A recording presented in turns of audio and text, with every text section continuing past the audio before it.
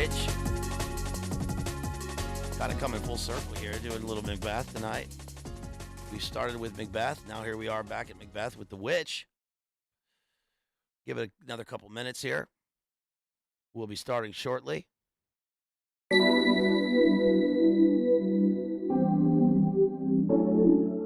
crown does sear mine eyeballs. Wouldst thou like to live fergaliciously? A pretty dress, taste of butter.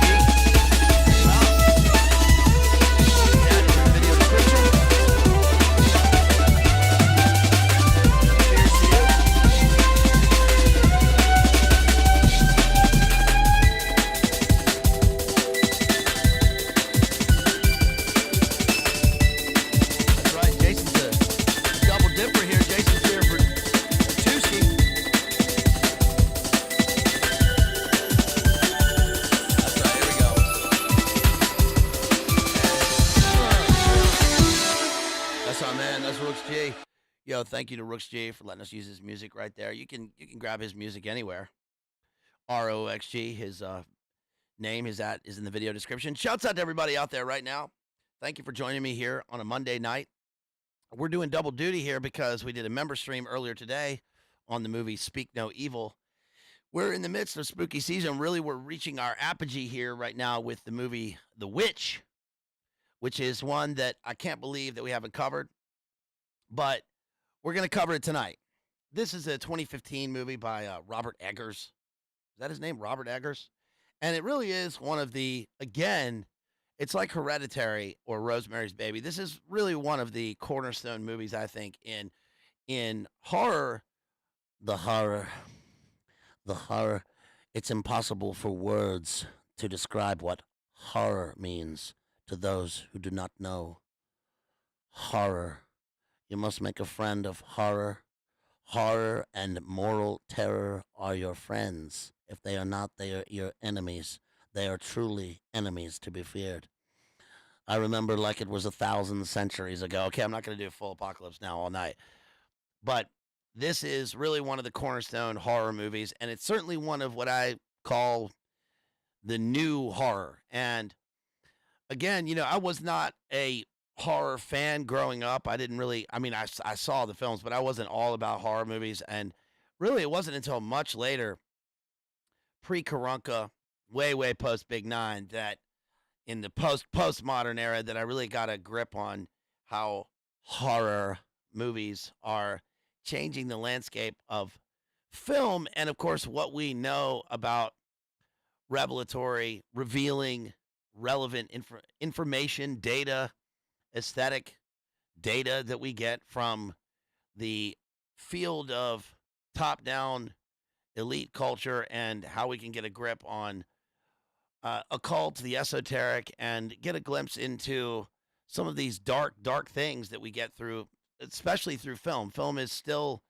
the most prevalent media right now. Of course, it's being supplanted with the infinite scroll, but we still get images and memes from film that take us to these places. And so that's right, the neo horror, the new horror, the witch is certainly, I think, deserves its place in the canon as far as that goes. I mean, this is I'm covering this movie so that you won't have to watch it, or on the complete other side of the spectrum, so that you will perhaps understand or get a glimpse into some of the symbolism in the film, and maybe have a deeper understanding or agree with me. You may disagree with me on some of this.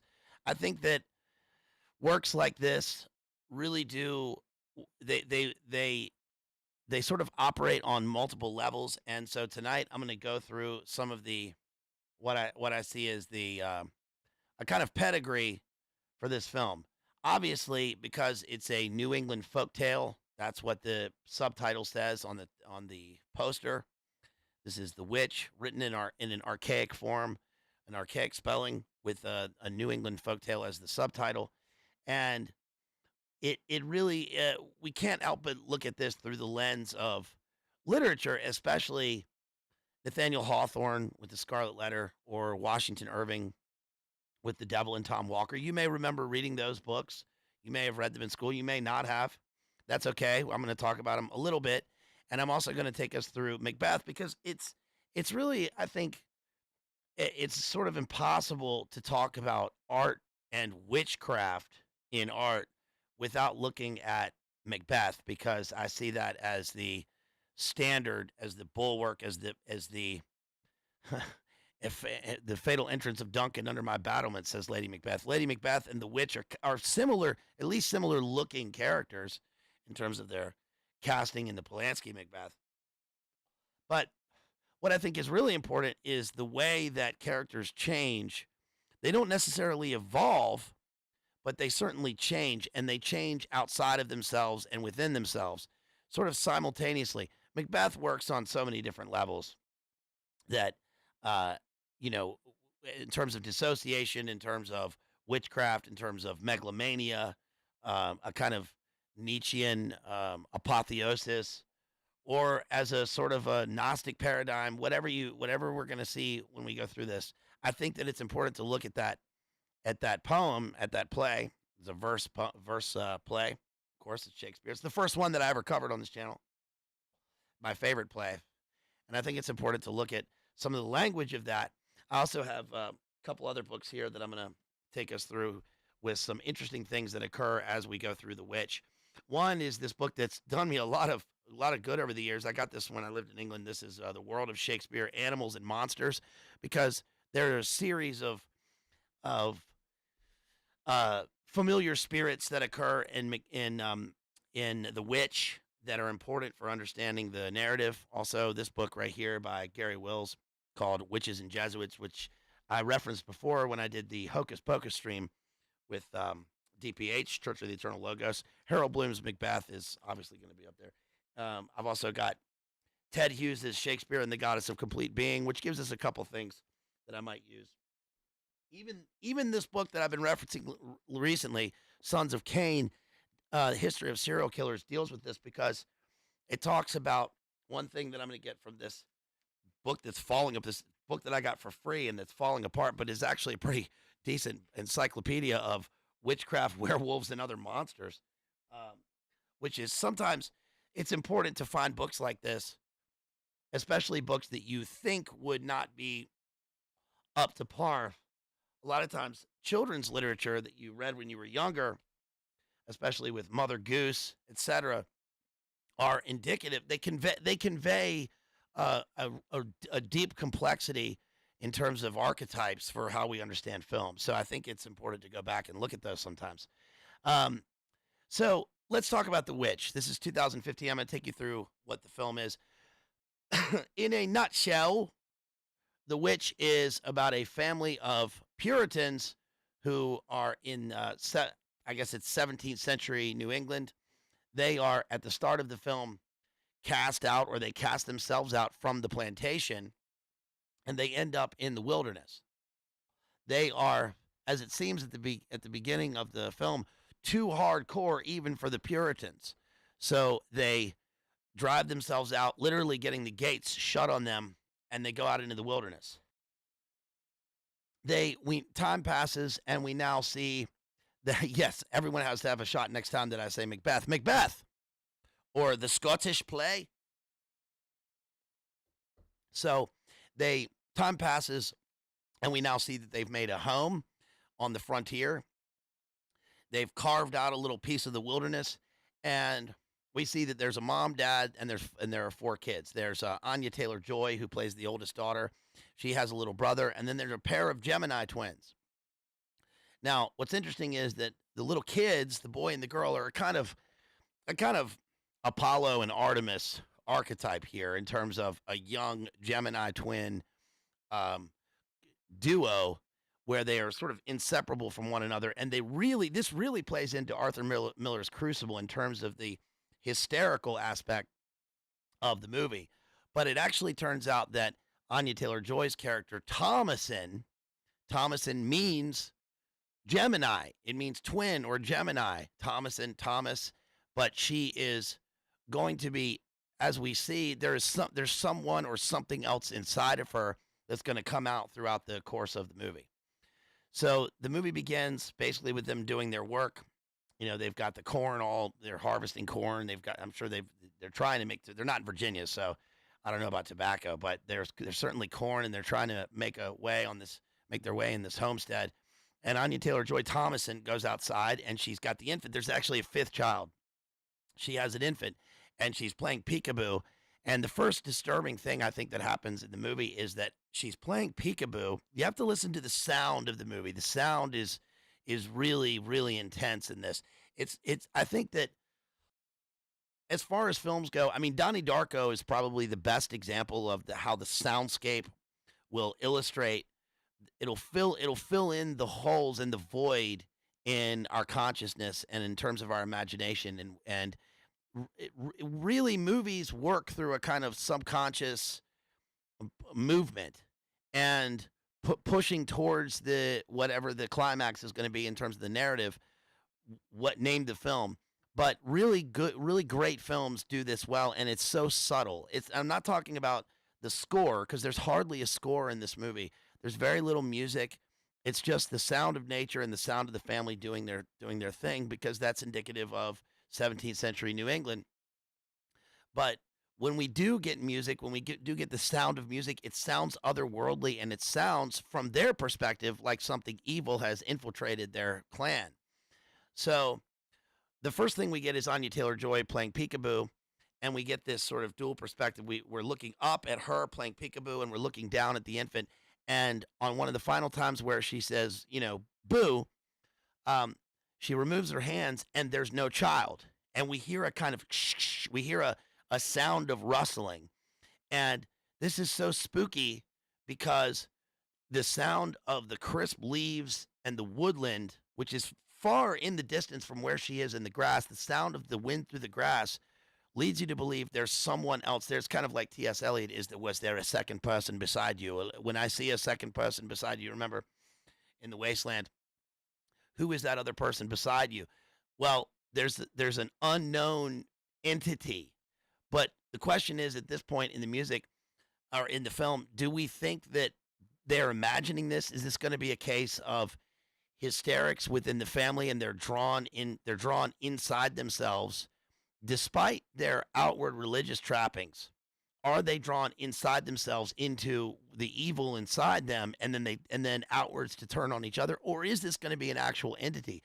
And one thing that I have to say about this movie is that it's so well done because and this is I think one of the hallmarks of the new horror is that for a long time in horror movies we are led up to a point where we are kind of our dark hopes within the movie are crushed because what we think has been there the whole time is kind of let go and it just ends up being a kind of psychological trauma that's visualized in the narrative or in the life of the story. So there's no payoff. And a lot of the reason, one of the major reasons for that is, of course, that studios hate this. Movie studios generally don't like this. They want happy endings. They want a love story because it's more conducive to a money-making audience and it sort of typifies Hollywood.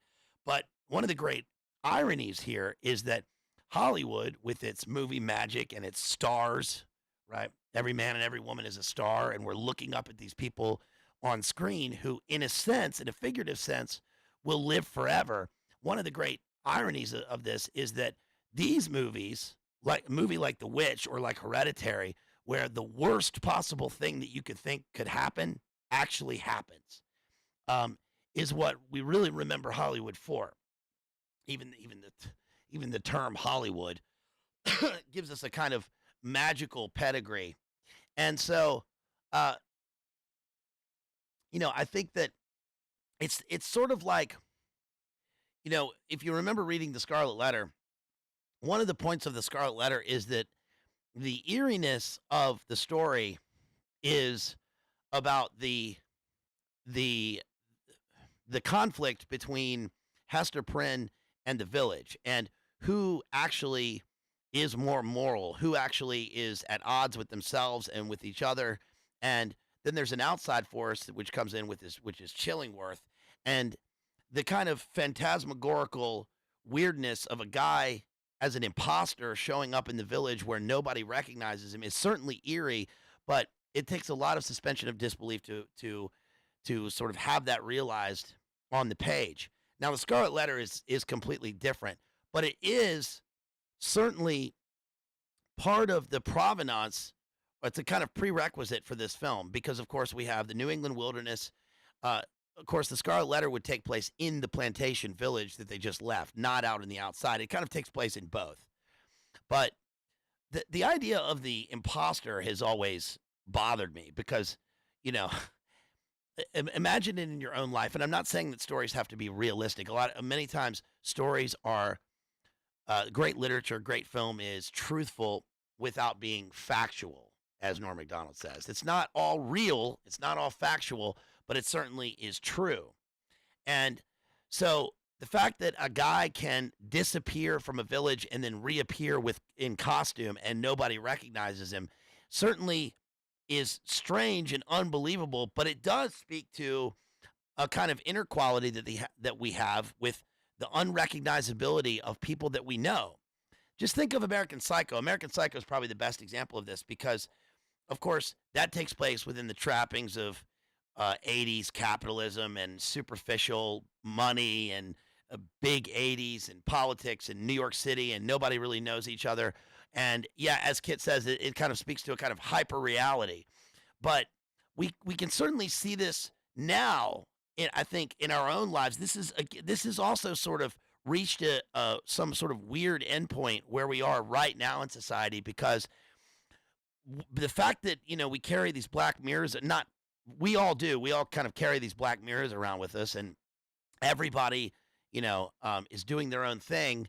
But I think that people who lack discernment, or who lack the impressionistic status that we get in life with understanding truth, beauty, and goodness, people sometimes you can talk to a person and they won't recognize you, which is, and this has actually happened to me.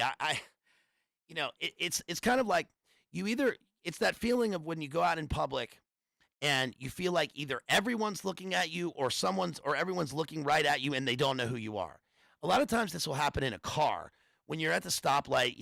Everybody's noticed this. Like, you're at the stoplight, you're at the front of the line, you're in the left-hand lane, but you're about to go straight. Somebody's turning, and as they turn, they're staring at you. It can feel like either they're staring at you and they're looking through you, or they're staring at you and recognizing you. That's not just a schizophrenic quality on my part. I'm saying that that's something we all probably have experienced. But, you can also be in a Walgreens and have an extended family member walk up right beside you and look you in the face and not know who you are. And I think that certainly the stabbies are responsible for that. There are a number of things that are responsible, but it's also this greater sort of alienation that we feel in a postmodern world. Well, that sort of, that certainly is something that has its origins in an American society, even with later, in what was Scarlet Letter, 1851, 1852. It was published, I forget, it was the year after the year before Moby Dick. But the point is that with the Witch, you feel like, yes, kid, like Oblivion NPCs, like Sims. I found a note the other day that I'd written in an old notebook when I was on a plane in 2005, and I just wrote to myself, all stewardesses are Sims. And I think that probably still holds true. But with the Witch, what's crazy is that society is gone. The family now is society in the movie. They exist on their own, and the family unit, which is supposed to be intertwined and help, and they have to survive, and they rely on each other because they won't eat if they don't get the crops right, if they don't hunt, if they don't chop enough wood, all this stuff. What ends up happening is that they alienate each other from themselves, and they allow an outside force to take root in their deepest fears, and they end up doing the thing that you don't want them to do, which is you want them to work together and to just chill out. But the hysteria just builds on itself. And so Anya Taylor-Joy Thomason is looking at this child, and all of a sudden we hear the grass rustling, and the child is gone. So she goes back to the family. The mother blames her because she was taking care of the child, and that's where it all begins. Right? This all begins with the fact that, one thing, as somebody brought up in the chat there, one thing that's interesting is that when the family decides to cut themselves off from the plantation, where they have some semblance of organized religion within the plantation, now it becomes that the family, who is too hardcore for the group back in the town, is supposed to be accountable to themselves, and they feel like that they have apostolic succession in terms of their family, like as if they are the bulwark. They feel like they are living in a recreation of the Old Testament, except for they are full of wickedness and pride, as human beings are, but they end up turning it on each other, and they allow this witch to come in, and a series of witches to come in and take root, until finally we get to the climax of the film. So what happens is that the film is, she was doing a good job. She's right there. So you wonder, she's got the baby right there in her face, and of course, the baby disappears. So how's she going to explain this to the family? Well, they're already supposedly in tune with the fantastical and the phantasmagorical, but they just they sort of are trying to figure out the way of doing this. Yes, it was 2015, and it's an A24 film. Of course, this is actually one of the really good A24 films, I think, and it's a good film. It's not about goodness. It's actually about absolute wickedness, but it is a good film in terms of what it shows and how we get there. So then, yes, Elon. So then, what happens is that the family sort of tries to bind together, and you can tell that the father, who's great in this movie, the actor is fantastic. Ralph, forget his last name, he's great. The family, who is a Northern English family, they all have a kind of Yorkshire accent. Is the dad is in a way trying to let Thomason forgive herself with the fact that the baby's gone, because we know that he's carrying this burden of the fact that he stole a silver cup from his wife and sold it and has let Thomason take the blame. So as much as one of the conflicts in the movie is that as much as he tries to be the father figure, the patriarch of this family, it's actually, yes, thank you, Mojo. It's actually a facade and weakness. We see this when he takes the son out hunting in the next scene. He takes him out hunting, and he's got like a flintlock. They go out into the woods, and we start to see the familiar spirits occur. So first we see a hare, and the dog runs off and follows the hare. That's in a later scene. The father has no hold on his children. There's a constant kind of screaming back and forth where it's actually pretty modern how that the thing about stop. It's just a continuous stop instead of saying once and he's the law in the family. As he tries to load his gun and shoot, we notice that the gun misfires into his face, and it makes him look. It brings him down. It humbles him, but it doesn't humble his spirit. It only humbles him in the eyes of the kid. So now the kid, the son, feels like he has to take the place of the father because he's trying to make up for what the father lacks, but he's too young to do this.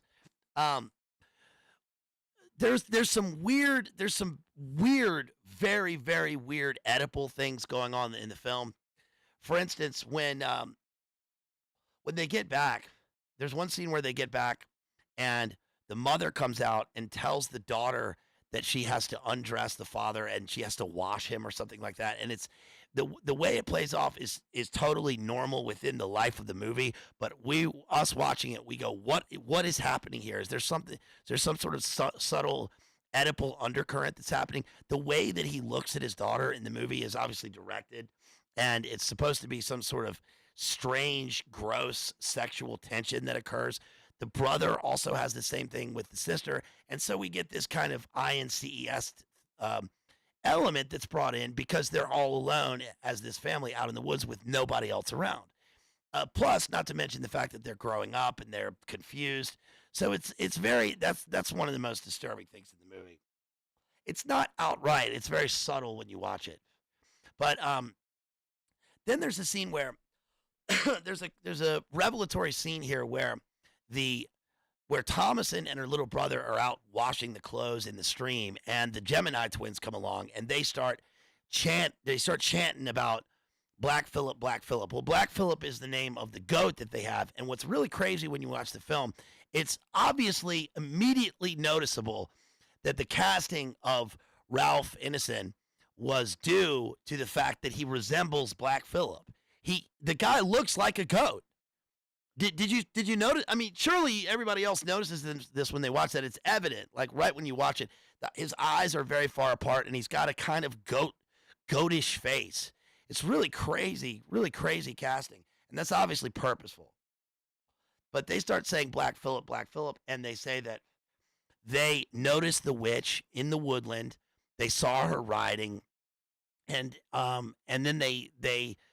then Thomason grabs her little sister, pulls her to the ground, and convinces her that she is the actual witch and that she will witch her. And if she's not careful, then she'll steal her away and she'll eat her. So we have all of the kind of, you know, Grimm's fairy tale, Mother Goose, mid second, mid first, second millennium, uh, sort of Renaissance style fairy tales, which are rooted in a kind of folkloric darkness. And this obviously plays a role in terms of the power struggle that's going on in the family because the the two Gemini twins are turning into the Crucible the girls in the Crucible in the play by Arthur Miller. And so just as a side note, I've covered the Crucible. I even covered it with Rachel. Shouts out to Bazed Homeschool Mom. What happens in the Crucible is interesting because in Arthur Miller's play, it's supposed to be allegorical for the McCarthy era and the kind of hysteria that occurs in society. But when you reread it, you notice that the townspeople prosecuting the case in many instances are not wrong. So they have accused the girls at the beginning of the play of witchcraft, and they were. Tituba showing me she out there. Tituba out there, she showing me out there. Tituba bomba cloud out there. Tim, big up. Tituba with the sacrificed chicken, right? Tituba's out there sacrificing chickens in magic circles while the girls strip off their clothes and douse themselves in blood. And it's not just because they are trying to be rebellious spirits within the town. And you can imagine the town is the same place where the witch takes place. They actually get caught doing rituals, whether they know what they're doing or not, they're doing the rituals. And when they get caught, they turn on the townspeople and this ends up getting all of the good, the innocent people, the lowest, up to the highest people in town hanged. So what happens in this movie is that the Gemini twins are trying to they play a role in doing that, but then this sort of snitch culture gets turned around on them, and Thomason ends up trying to recant her words and saying she was just doing it to scare her sister. But we question at this point whether she is actually already part of the coven. Now, I don't think she is because we see her full initiation at the end of the film. Tituba in the Crucible is from Barbados. She's not Barbecue Bob, but Yak Sparrow. Yak Sparrow. That's pretty good. So then we see the disturbing scene. All right, so the next scene that we cut to is utterly horrifying. This certainly qualifies for a spooky season for Spooktober because we know that the child has gone missing. And the next thing that we see is a haggard, disgusting old Baba Yaga making a splashing sound with her giant mortar and pestle, and we see some sort of red paste. Well, leave it to your imagination to understand what that is. The next scene is her lying in her hovel, coating herself with the red paste and coating an object. The object, of course, is her broom. She's coating her broom in this paste, and then we see a full moon transposed, and we see a shot from behind with her ascending into the moon. So now what we have is something completely different. We have a totally different movie than we started off with. We sort of were leading to this point, but now we've gotten to this point, and it's utterly disgusting and depraved and totally. This is a complete inversion. So in terms of instead of ascension or life, death, resurrection, in terms of resurrection in the spirit, resurrection with Christ, we have the living forever on earth despite age, certainly a kind of a proto-transhumanism through witches who are riding broomsticks and rising into the air, as Macbeth says, infected be the air on which they ride. So their satanic ceremony, and this is absolutely pure or impure Satanism right there on the screen, with this lady coating herself in the blood of the innocents and rising in life into the lunar spirit. Next, we see Anya Taylor-Joy Thomason back at the cabin, right, with her family, and we go through a series of arguments that take place, and eventually she goes out hunting with her brother, and her brother follows not the white rabbit, but follows the March hare off into the distance, and now she's lost another sibling. She gets back home.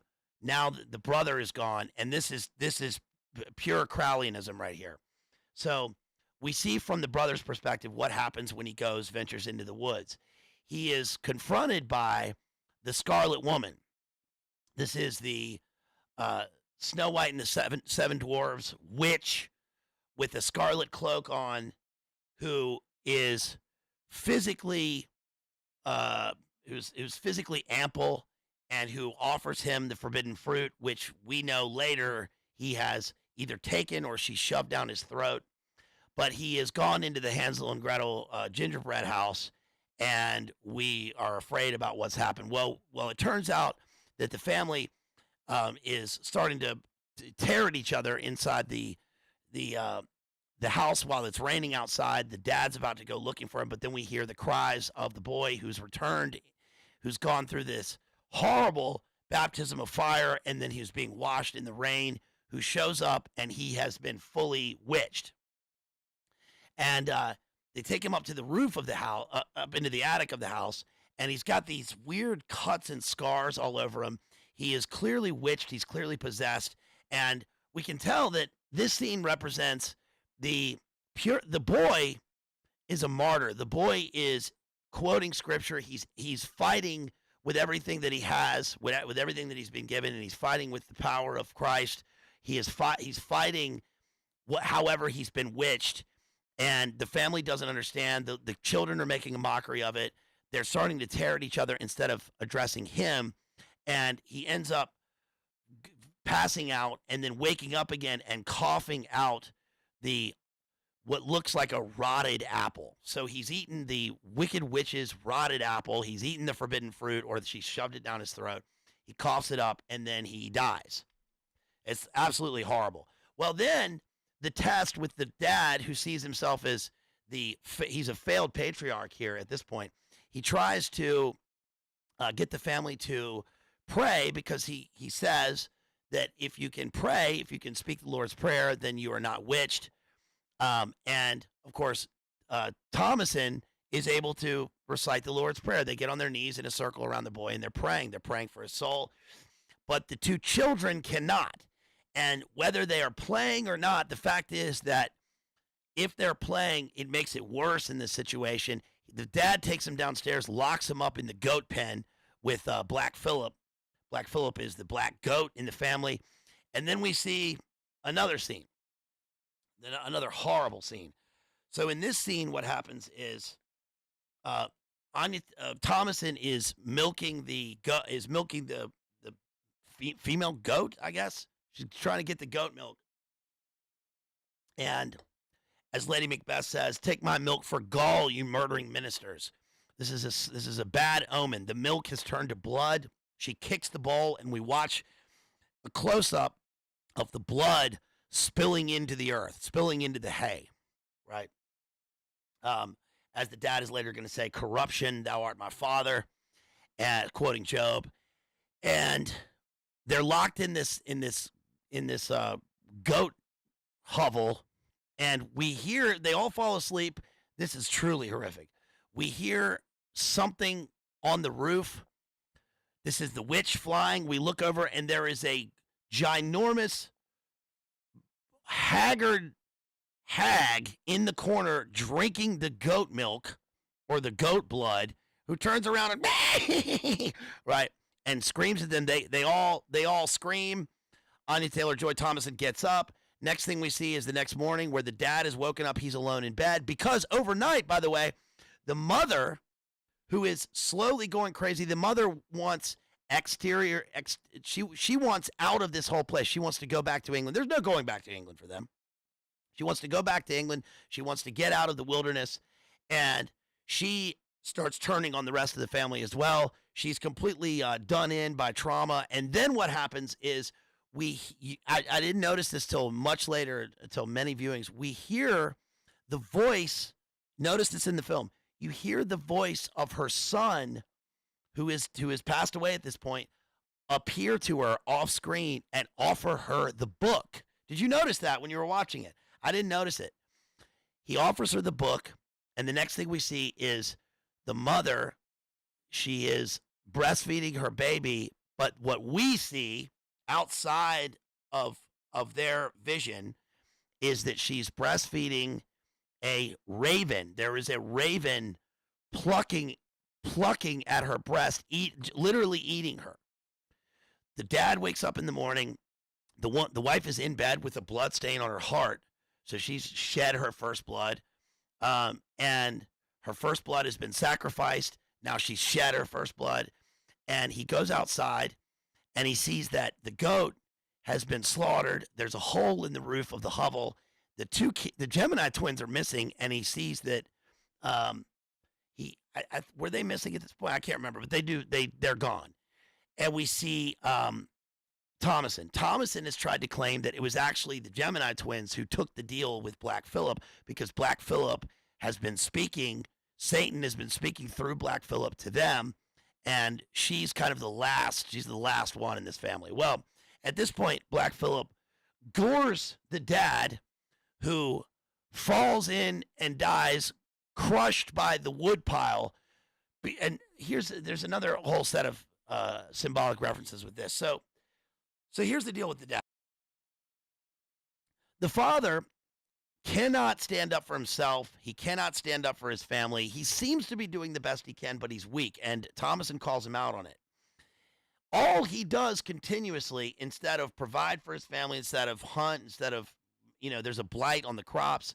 Obviously, the blight results as I think that the blight in the film represents the same thing that we get in the Arthurian tales and in Oedipus, which is that when there is corruption, especially depraved and evil corruption within a family or within a kingdom, there's an exterior semblance, there's an exterior showing of it with the decimation of crops and the destruction of the landscape and the wildlife. So in other words, the bodily temple, which people are made in the image of God, when we turn on it and destroy it purposefully in the worst, most corrupt, depraved ways and destroy life and the essence of life, what happens is that there is Minsky says he's talking about the Clintons. How dare you? How dare you? Then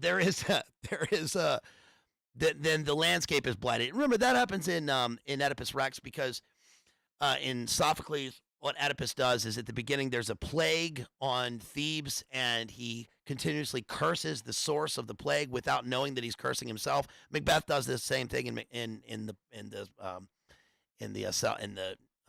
title character named play, and he finds out that without his knowledge, he has corrupted his innocence. He has married his mother and killed his father in the Freudian Oedipal complex, and that this has resulted in poison within Thebes, which is literally rotting the people. It's caused an exterior plague, and he can only satiate this and get rid of it by blinding himself, because of the continuous references to eyes and seeing, which foreshadow his later blinding, and he will wander the wilderness, which is equivalent to death for him, but it's a living death.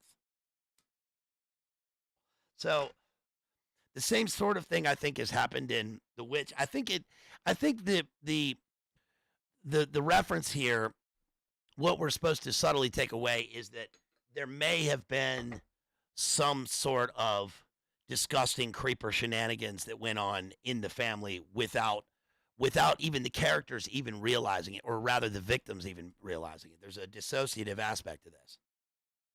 And Thomason, who again is a kind of Gemini within herself. The question is, what's the other twin that she has within her, right? Is the twin supposed to be indicative of the baby that she's let go, so that she's a daughter and a sister, right?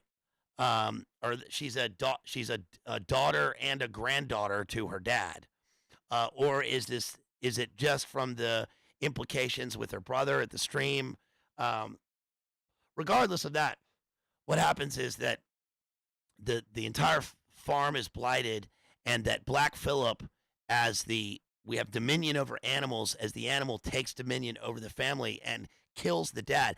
All the dad has done throughout the movie, when he gets what we would call anxiety now, or some sort of, he's just sort of lost in the situation, is chop wood. He's chopped so much damn wood that he's almost covered the entire house, the side of the house, in wood, which is fine because they need wood to burn, except for the fact that he's going to be corrupted and killed under the temple that he's made to his industry. So he's destroyed in this wood pile, and now the mother comes rushing out. And the irony here is that the mother attacks Thomason as if she's the witch, but she has all the physical trappings of what is a witch. Her long hair, her long gray hair streaming all over the place. She's got her frock on. She's attacking her daughter, saying, "You killed my daughter," and all this stuff. And eventually, Thomason, in a moment of self-defense here, which is, when you watch the movie, is natural with the way she's being strangled by her mother, ends up grabbing the nearest thing, and but then she ends up unaliving her mother, and now she's left all alone except with Black Phillip and the looming witches somewhere in the wilderness. Well, now we reach the climax. So what happens in this lead up is certainly very crazy. So Thomason goes in, removes her bloody clothes. She's still got her shift on, puts on a cloak, falls asleep. We get the sweet, as Macbeth says, a sleep that knits up the raveled sleeve of care, sweet nature's balm. She goes to sleep. When she wakes up, she hears bells outside, and the bells are obviously indicative of, it's the same thing that happens in Hereditary. The sound of bells, otherworldly music. This is something that does not exist where they are. It's either human or inhuman, but it's not natural. She hears the tempting sound of bells, which we know is going to be Lucifer with his belled shoes. She goes outside, has a torch. Black Phillip precedes her into the goat hut. She walks in, sits down, and she makes the wrong decision at this point. This is where we diverge into full-on witchery. So Thomason says, she asks the question. She says, "Wilt thou speak to me, Black Phillip?" She asks Black Phillip. She says, "I conjure thee." So she's taking the active role of conjuring Black Phillip, or Satan, through Black Phillip. She's about to give up.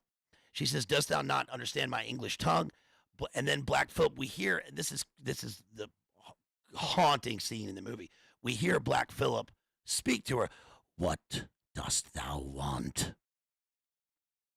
Right? And she communicates back. And this is off screen. This is in, what's really, I think, amazing in the scene is that Black Phillip is in our place in the audience. So now we somehow are looking at her through the eyes of Black Phillip. Perspective changes because now we see in the background, this is a really crazy transition. You see very, very dimly lit. This is all what looks like natural lighting inside of this hovel. You see a hoof. What's that? A hoof? Yeah, Mom, we need to borrow this. Oh, we got to borrow this. You know, we was driving and we hit a deer. A deer got stuck in the hoof. Yeah, the hoof.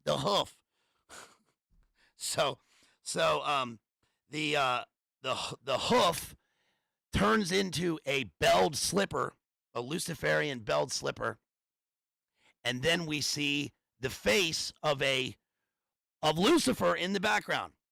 And Lucifer says this is clearly Lucifer who is looming behind her without her looking, and says, "Wouldst thou like the taste of butter, a pretty dress? Wouldst thou like to live fergaliciously?" And she agrees. She says, "What wouldst thou have from me?" He says, "Do you see the book in front of you?" And in front of her, we see the edges of the black book of death, as it says in the ninth gate, as Boris Balkan says, "Listen to me very closely, Mr. Corso." He's going to erase his name from the book of life and write his name in the black book of death. That's what she's going to do. She says she can't write. And he says, with a shoulder, a hand on her shoulder, "I will guide thy hand." Boom! And then we hear the music, the drone. Now we see her totally naked, walking off into the wilderness with Black Phillip following her. And we come upon a group of witches at a witches' Sabbath, speaking Enochian, doing the Enochian key, and dancing Goya style around a bonfire. They start to levitate, and she is now initiated, part of the witches' coven. She's now at a Black Sabbath. She has written her soul over to the devil, and she levitates as well. We see the shot of her floating up into the trees, and she is smiling and laughing, covered in blood, and that's the end of the movie.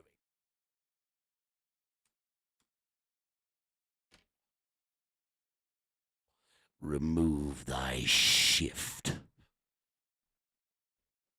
I will guide thy hand. Right? So what's crazy about the movie is not only all the things that I've just mentioned, but the fact that she is girl power, girl boss, happy about it at the end of the movie. And I think that this is again indicative of SRA and initiation into the satanic cult, into the coven, because it has all of the elements that we can see in this. We see deterioration of the family, questioning religion, questioning oneself, destruction of innocence, slaughter of the first blood, sacrifice. The mother jumps down into the grave at one point and is hugging the makeshift coffin of one of her children. She is wishing for death. They are turning on one another. We see phantasmagorical. We see the animation of.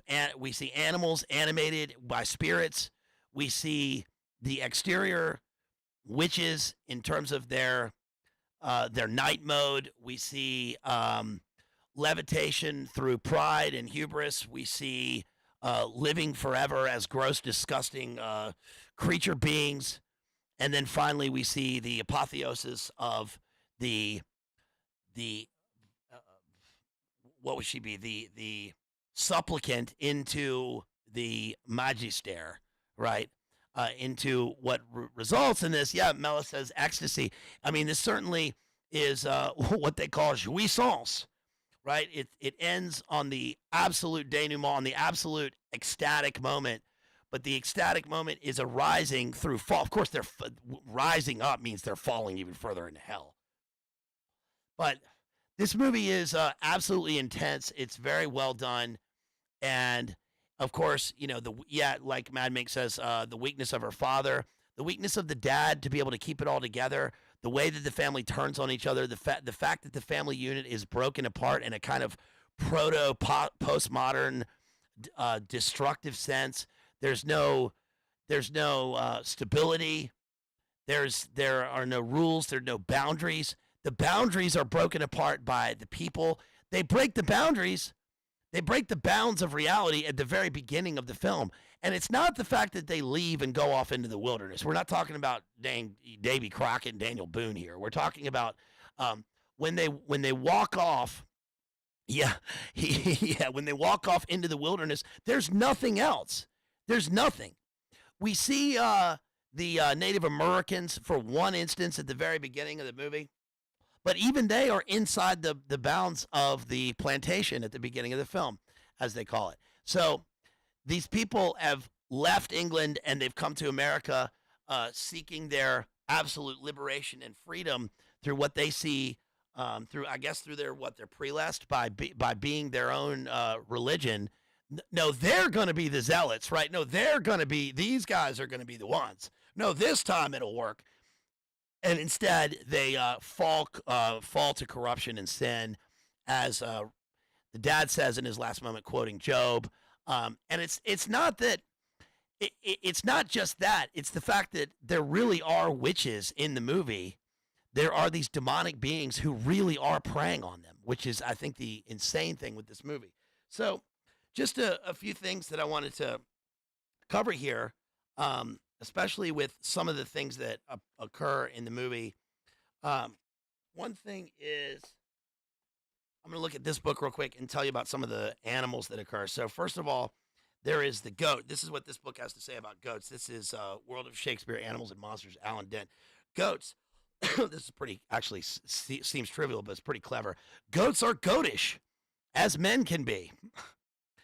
It says, let's see, this says, the goat is a kind of trickster, right? Of course, Touchstone and As You Like It and Puck is goatish, and there's a kind of sexual implication with the goat, of course. Covered a whole stream with that with Jamie, talking about Pan. The rabbits and conies. Coney, did you know this? Coney, what was it? Coney 2012. Coney is simply the old name for the rabbit and is still used in the statutes and in heraldry. But the frequent phrase coney catcher or coney catching simply means cheat or cheating, deceive or deceiver. Thus, Slender in the Merry Wives of Windsor has no rabbits in mind when he says to Falstaff, "Marry, sir, I have matter in my head against you and against your coney-catching rascals, Bardolph, Nym, and Pistol. They carried me to the tavern and made me drunk, and afterwards picked my pocket."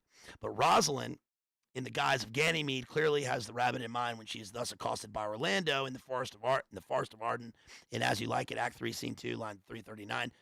"Where dwell you, pretty youth? Are you native of this place? As the coney that you see dwell where she is kindled. Rabbits under their own name bound or abound elsewhere, at least figuratively." This says, let's see. In Taming of the Shrew, Biondello says to Lucentio, "I knew a wench married in an afternoon as she went to the garden for parsley to stuff a rabbit, and so may you, sir, and so had you, sir." Rabbit is Lepus caniculus, and it is said to be able to breed 7 times in a year. Obviously, the boy following the rabbit speaks to the sexual nature of what happens when he goes on to be crept on by the Scarlet Woman, who the rabbit is the familiar spirit of, or the rabbit is literally the witch in the film. The raven, the rook. Let's see. Remember in Macbeth, darkness makes its way to the rooky wood. This says, the raven, Corvus Corax, is automatically enrolled among the birds of evil by Lady Macbeth. On hearing that the King of Scotland is at hand in Macbeth Act 1, Scene 5, she says, "The raven himself is hoarse that croaks the fatal entrance of Duncan under my battlements." Of course, that means that Lady Macbeth, standing atop the castle, is watching Duncan enter the castle. So it's the fatal entrance. Later we'll have fatal vision, right? "Art thou not fatal vision, a dagger of the mind?" Macbeth says, this is the fatal entrance. Duncan is entering his death by entering their home, which is supposed to be the opposite of. And the raven himself is hoarse. Notice the sort of double pun there, because we get 2 animal puns, but we get the spelling of horse with raspy. Horse, croaking as if it is speaking or announcing the death of Duncan entering her castle.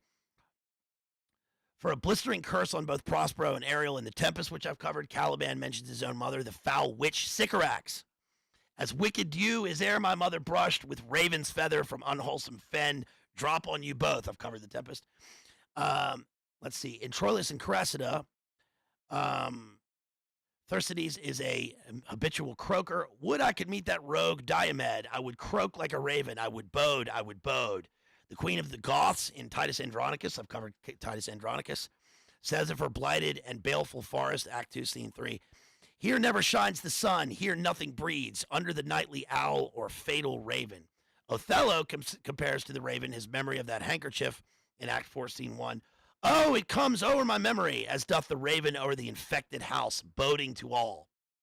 And Hamlet harangues the villain in the middle of the play, the middle of the play scene, Act 3, Scene 2. Begin, murderer, pox, leave thy damnable faces and begin. Come, the croaking raven doth bellow for revenge.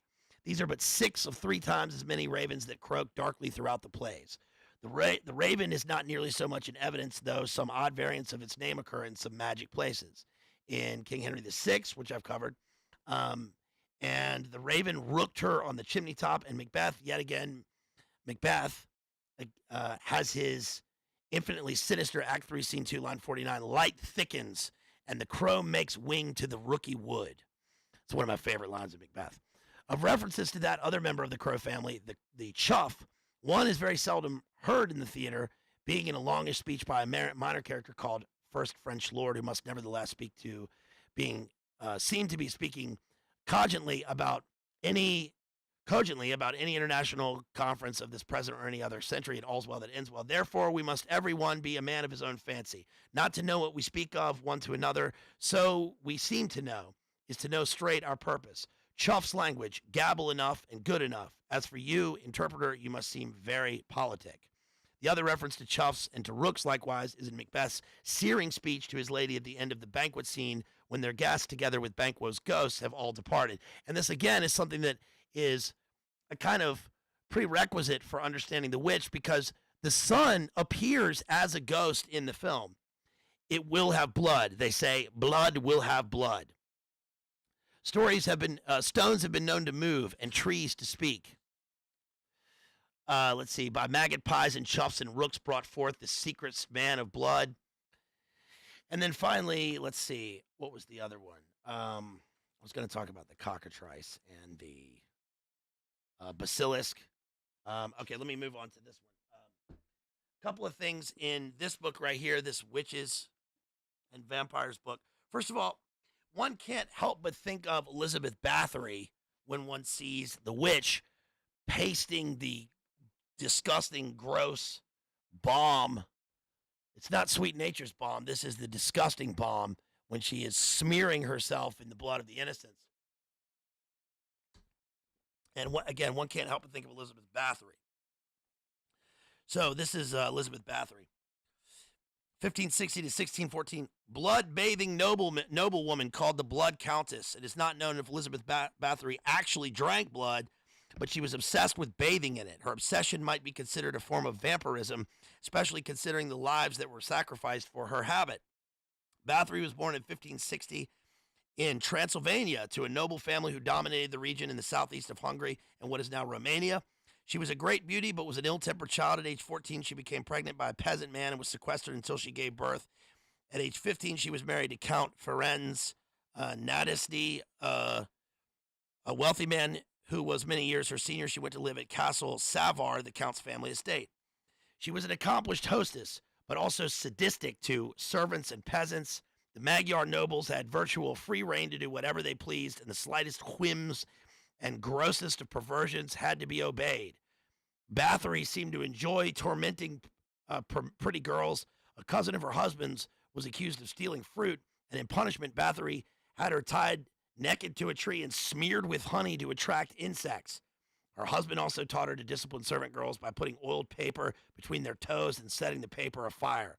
The girls' wild attempts to get rid of the paper was called star kicking, to the amusement of the nobles. By age 25, Bathory was terrified of losing her beauty, a fear that grew worse with each passing year. Here we get into the Sandra Bullock era of her life. After her husband's sudden death, possibly of appendicitis in 1604, she began to lead a twisted double life. She had already dabbled in sorcery, attending secret sacrifices of white horses and encouraging the company of a sorceress named Anna Darvulia, who brought out her worst. According to lore, Bathory was introduced to the benefits of blood by accident. To punish a clumsy maid, she took a pair of scissors and struck the girl in the face, cutting her and causing blood to splash upon Bathory's hand. Bathory seemed to think the blood restored the youthful appearance of her skin. Her sorceress concurred with her that bathing in blood would indeed help her to regain and retain her youth. Bathory began bathing in blood as often as possible, performing it as a ritual at 4 in the morning, a mysterious time specified by Darvulia. Serving girls were fattened up, tortured, bled, and unalived. The victims were procured by 2 old women and an individual named Fitzko, who were Bathory's accomplices. Bathory had the girls tied up so tightly that their blood would spray out when they were cut with scissors or pricked with pins. She also had hot pokers stuck into their mouths. When she was done bleeding them, she had them beaten with a whip. Bathory also visited other abominations upon them, such as ironing their feet, pouring cold water on them as they stood in the snow, and forcing them to eat the cooked flesh of other serving girls. Oh my goodness. This Elizabeth Bathory was a real jerk. And so the atrocities went. Young girls were lured to her with offers of fine jobs. Once inside, they were imprisoned, never to see the outside again. In 1609, Bathory was convinced that the bloodbaths were no longer holding back the march of time. She consulted another sorceress and was told that her victims should be V-words of nobility. Securing these victims was more difficult, but Bathory used the ruse of offering them jobs as maids of honor. Still, there weren't enough noble young ladies to fill the blood bowls, and Bathory's accomplices were forced to dress up peasant girls in fine clothing to pass them off as nobility. Oh my gosh, she's a real unpleasant lady. Not a hostess of a good party. The rumors were circulating, and finally she was investigated by Count. It was horrifying to find the bodies of these tortured girls and living girls who'd been MILKED and were pinned up like animals. Oh my goodness. Exhumations revealed the remains of more than 50 bodies. Bathory's journals reportedly listed the names of more than 600. She was tried and convicted.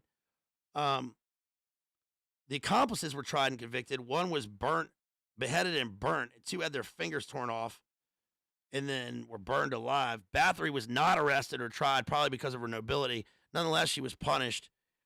Her cousin believed her to be insane, had her walled up in her bedroom in her castle. Slits let in air, but very little light. Food was sent in through a slot. There she lived in isolation and misery until 1614 when she died. Whoa! That's terrible.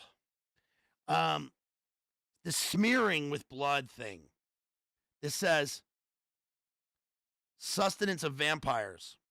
The vampire takes blood either literally or symbolically, thus robbing the living of life. Because blood is the river, quote, river of life, carrying the vital energy of the cosmos through the body, human beings have throughout history conferred upon it great mystical and magical powers.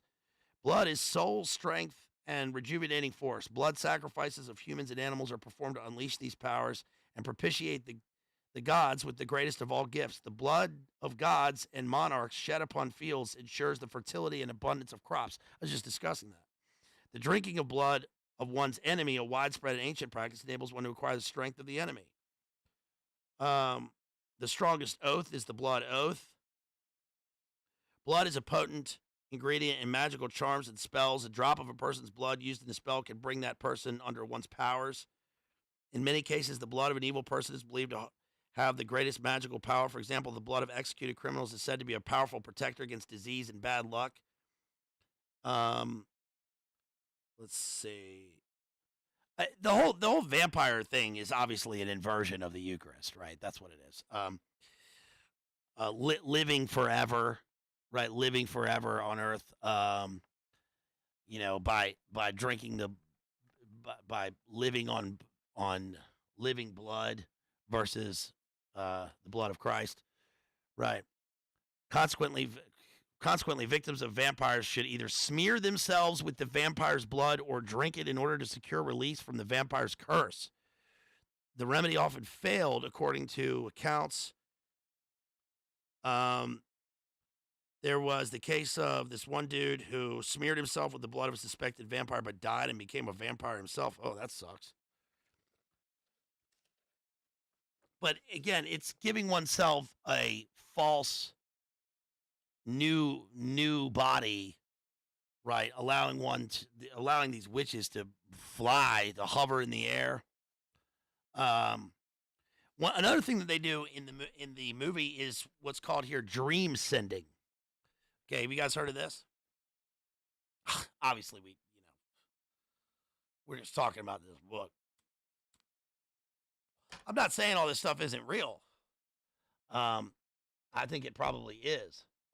But of course, these are sick people, right? These are chicken-necked, ninny, pot-bellied goblin ghouls. These are sick people. Dream sending. In sorcery and witchcraft, a means of influencing, attacking, and even unaliving a person via a familiar or were animal dispatched to invade the person's dreams. The were animal occurs in Sons of Cain a lot. The serial killers of the Middle Ages were often called were animals. Dream sending, because they were mistaken for a werewolf victims. Dream sending is a widely held belief about witches and sorcerers and magical practices practices have existed since ancient times. Dream sending is based on the also widely held belief that dreams are real experiences, not imaginary. The Egyptians and Greeks had dream sending rituals for causing a person to be influenced to a certain course of action in accordance to instructions given in a dream. Egyptian magicians also summoned the dead to appear in the dreams of others. Necromancy. The dead were considered to have great power and thus could enforce a spell or curse. A magician might send the spirit of a dead person to haunt the dreams of an enemy. The dreamer was able to evade the attacker by climbing a tree and then awakening before the beast could harm him in a dream. Had he been physically harmed in the dream, he would have felt certain to be harmed physically in waking life. This occurs in Bram Stoker's Dracula, right? With the weird sisters that try to take over Keanu Reeves, Jonathan Harker. Yes. Slightly different from astral projection. This has a even more sinister aspect, but it's in the same realm, I suppose. The women have piercing eyes, voluptuous red lips, and brilliant, sharp white teeth. One of them fastens her teeth on the neck, but before she can pierce his flesh, the count appears and angrily sends them away. Do you remember that? What are you doing? Remember he says, the blood that flows through these veins. It is no laughing matter. Remember that? Indeed, I have crossed oceans of time. Do you hear them? The children of the night. What music they make. Music! Sleeping in coffins. This occurs in the film. Also, let's see. Eretica. In Russian lore, a vampire that is a variant of the eretic, and which has associations with witches. They roam about turning people away from Christianity. The eretici walk about only in the spring and in the fall. In daytime, they appear as ugly old women in rags. In the evening, they gather in heathen ravines. At night, they enter the sunken graves of the impious and sleep in their coffins. If they do not enter a grave, they go down the chimney of the village bathhouse and noisily splash around and jump and dance to the accompaniment of the devil. If a living person sees an eretica or falls into a sunken grave up to his belt, he will soon die. The eye of the eretica is powerful, can act on its own as a vampire and send the evil eye. Remember the mother jumping into the coffin in the film? And then we have a whole section on Gilles de Rais here, otherwise known as Gilles de Laval, which I'm not going to read because that's too nasty. But you can read about that on your own. Let's see, what else? Let's see. This book is Shakespeare and the Goddess of Complete Being by Ted Hughes. Ted Hughes, the poet laureate that I recently covered as part of he wrote Rain Charm for the Duchy in 1984, which was the poem that he wrote. He wrote a series of poems about the royal family when he became poet laureate in 1984. He died in 1998. He was the husband of Sylvia Plath. I've covered his a few of his poems from Wolf Watching, Wad Woe, Hawk in the Rain, and Crow. But he wrote this book on Shakespeare, and he talks about here he talks about Tempest as a Gnostic coda, which is essentially what I said before even having read that part. I covered that when I did my Tempest analysis. But he talks about the storm exists on two planes. The storms in Shakespeare exist on two planes, the tragic and the transcendental. And the storm in Macbeth sort of is a transversal of the storms. So it makes Macbeth from one, it transports him from one plane to the next. The same sort of thing occurs, figuratively speaking, in The Witch, because even though we have no real storms, we have a rainstorm, which transforms the boy from a kind of possible agent into a martyr. But then we also have the transportation of Thomason from herself into embracing the inner Gemini that she has, which is this servant of the devil at the end of the film. He talks about how the same storm is striking Duncan with the lightning of Macbeth's dagger.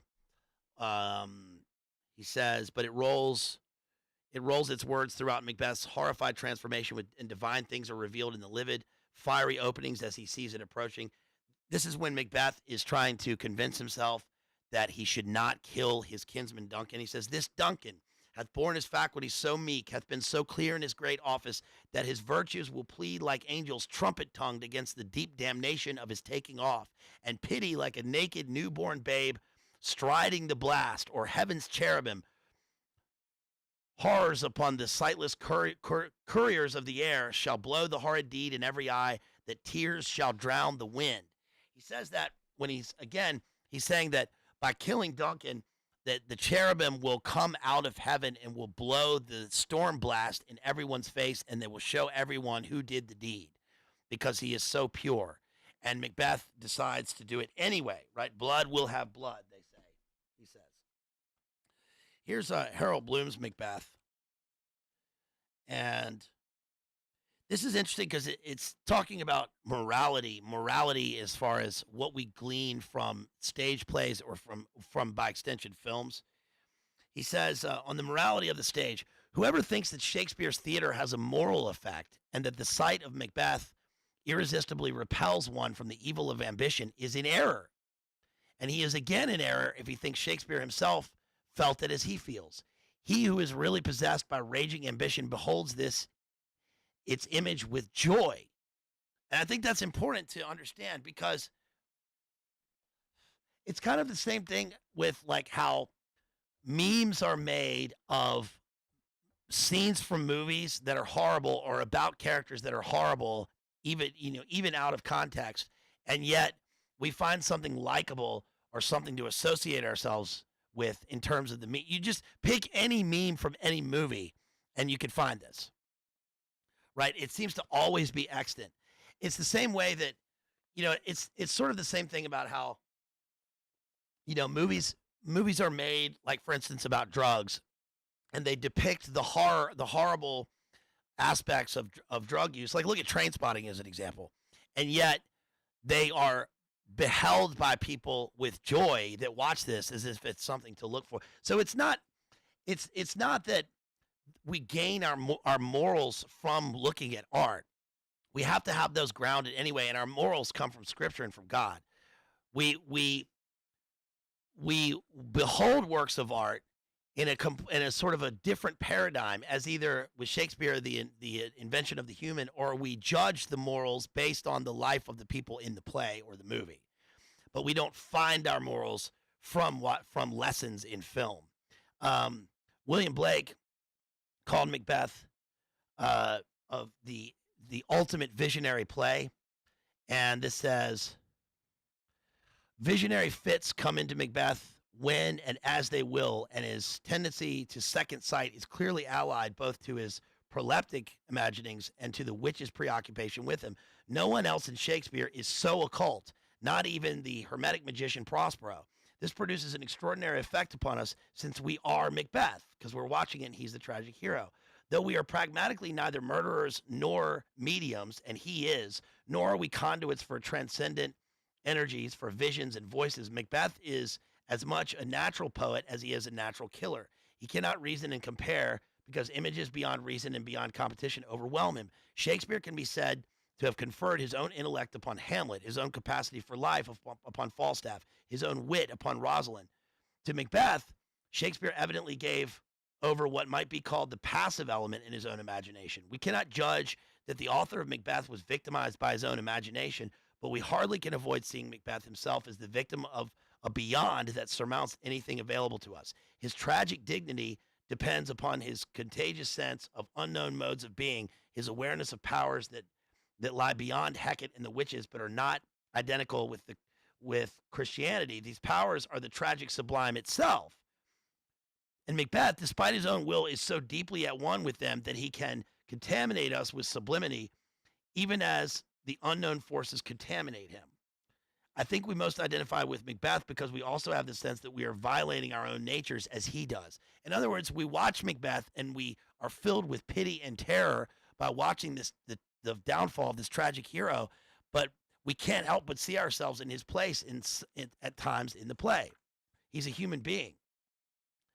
But in the end, he has chosen his path, and that's why he is condemned and beheaded by the instrument of justice in the play, that is Macduff, whose family has been slaughtered. And we also find ourselves going for Macduff. We're both for Macbeth and for Macduff. We don't want Macbeth to do the things he does, but we kind of go for him as an epic villain, even though he's supposed to be the protagonist of the play. But he becomes the villain. He sort of, every time I read Macbeth, I think more and more that he dissociates himself within the play and he becomes a completely different being, just like Lady Macbeth does. But we end up rooting for Macduff at the very end when Macbeth says, when he says my favorite line, he says, I bear a charmed life which must not yield to one of woman born. And Macduff says, despair thy charm, and let the angel whom thou hast served tell thee Macduff was from his mother's womb untimely ripped. This is to say, the angel that Macbeth was serving was a fallen angel. He literally goes to a Black Sabbath and drinks the witch's brew and communicates and conjures the devil through visions in a cauldron. That's one of the whole points. So at this point, we're not for him. We want to see what happens, and we want him to have some kind of dignity in death, but he ultimately doesn't even have that because his head is chopped off and he's spit on by the townspeople, and then Macduff takes over the reign, or Macduff kills him, and then we have the son of Banquo, Flance, will eventually come to head, and then we'll have James. But it's pretty interesting how complex, that speaks to, again, Shakespeare's invention of the human and how complex it is watching these tragic figures. Just to take you through the witch's brew scene and the Black Sabbath in Macbeth.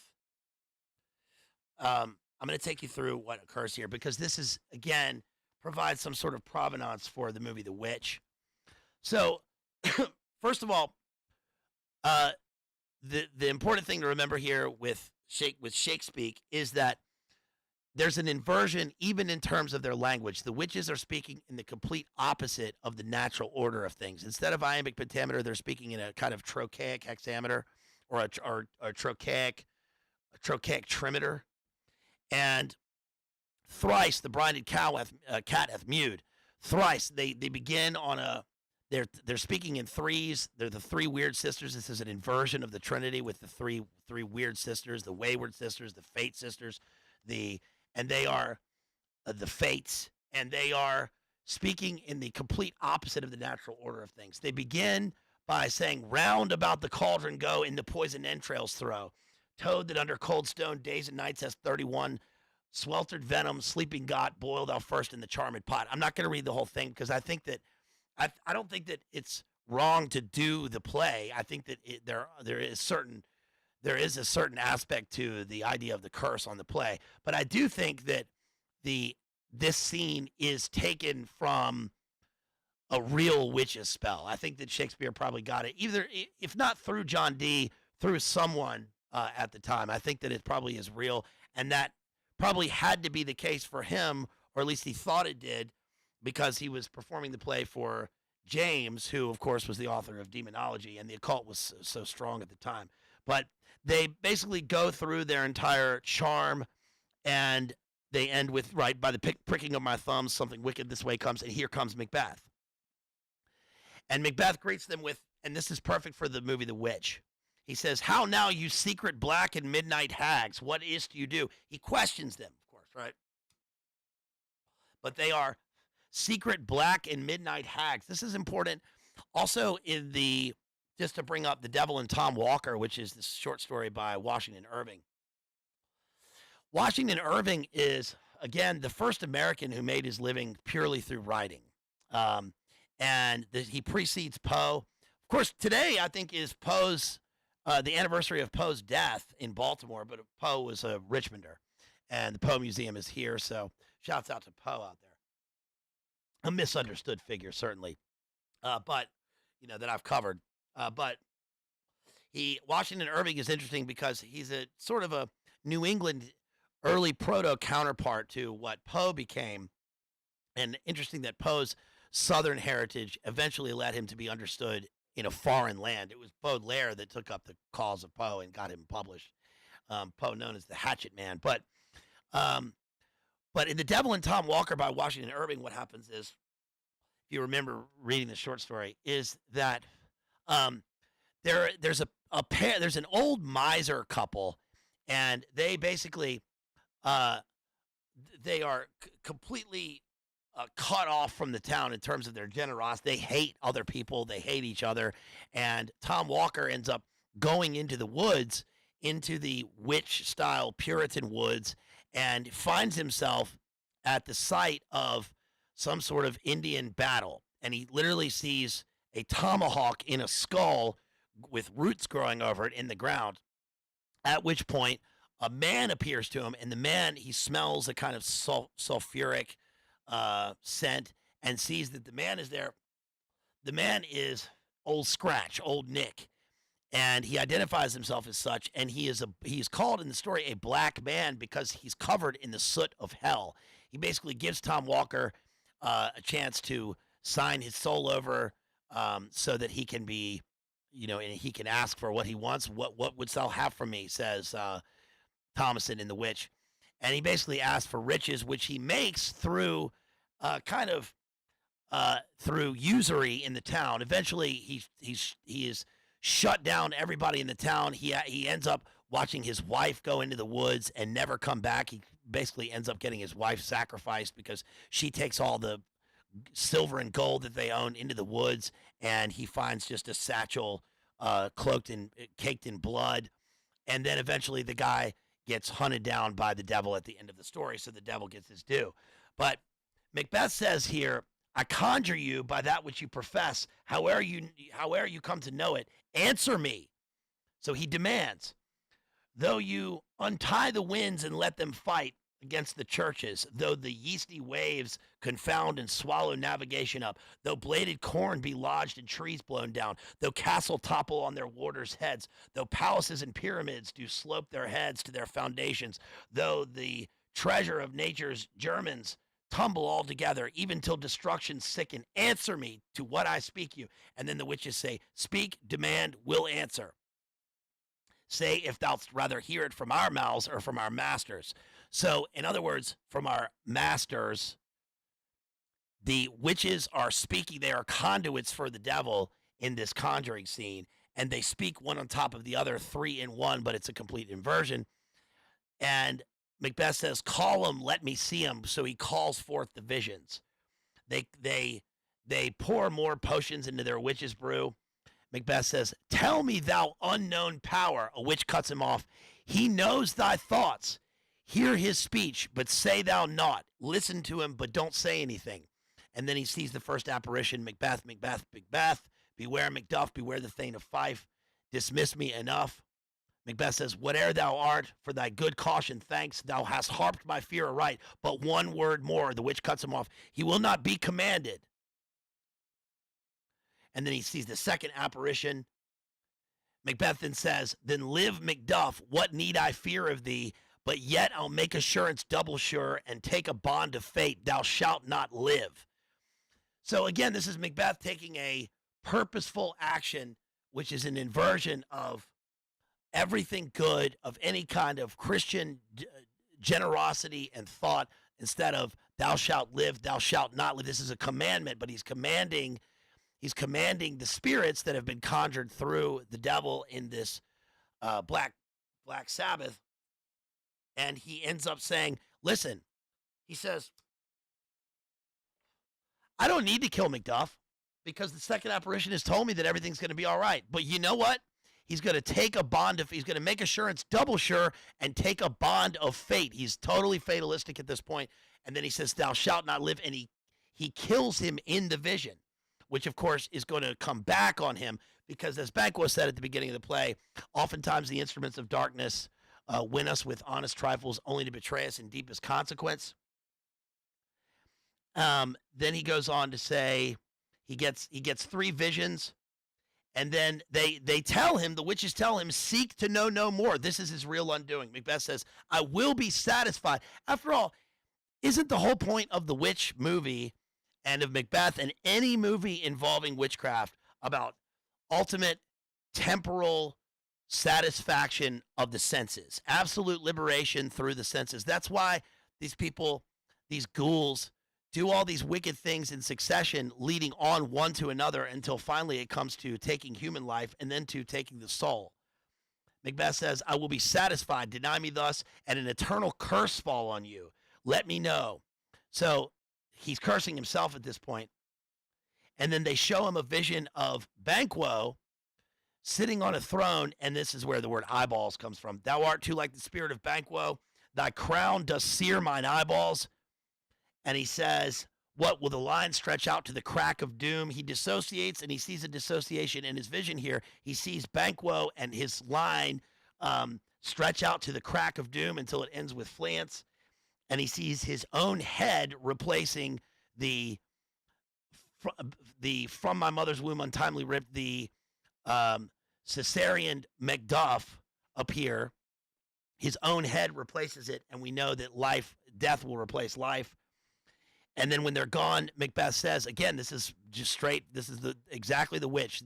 This provides a great provenance for the movie The Witch. Infected be the air whereon they ride, and damned all those that trust them.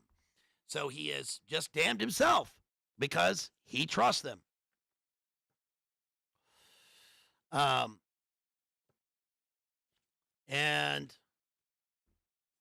let's see. The last one is this Witches and Jesuits book, which is really well done. It's a really well done, really, look at my notes in this book. It's a really well done. The guy who wrote this